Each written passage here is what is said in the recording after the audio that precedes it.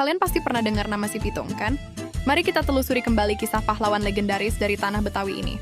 Di tengah hiruk-pikuk Batavia pada akhir abad ke-19, lahirlah seorang pemuda bernama Pitung di desa Rawabelong.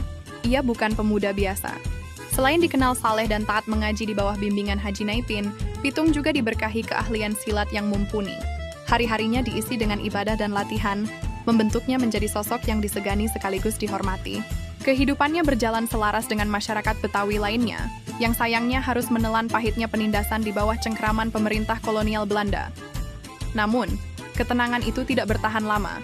Hati Pitung bergejolak setiap kali menyaksikan kesewenang-wenangan kompeni dan para tuan tanah yang menjadi kaki tangan mereka.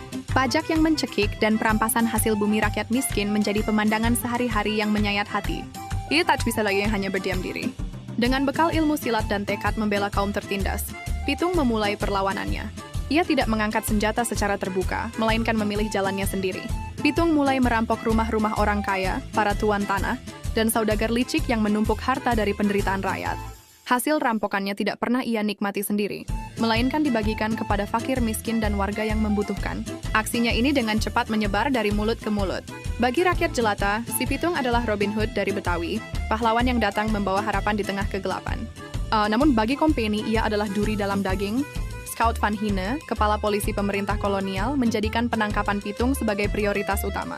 Berbagai cara dilakukan, tetapi Pitung selalu berhasil lolos berkat kesaktiannya yang membuatnya kebal dari senjata biasa.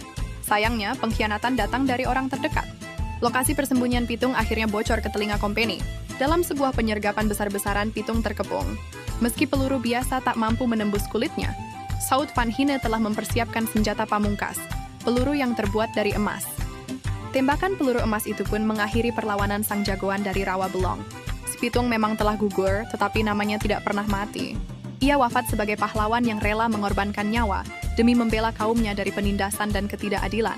Legenda si Pitung terus hidup dari generasi ke generasi, abadi dalam ingatan kolektif masyarakat Betawi sebagai simbol keberanian dan perlawanan terhadap kezaliman. Kisahnya menjadi bukti bahwa semangat memperjuangkan kebenaran tidak akan pernah bisa dipadamkan oleh peluru sekalipun. Kalau kalian punya cerita menarik lainnya seputar pahlawan lokal, jangan ragu untuk bagikan di kolom komentar ya. Sampai jumpa di video selanjutnya.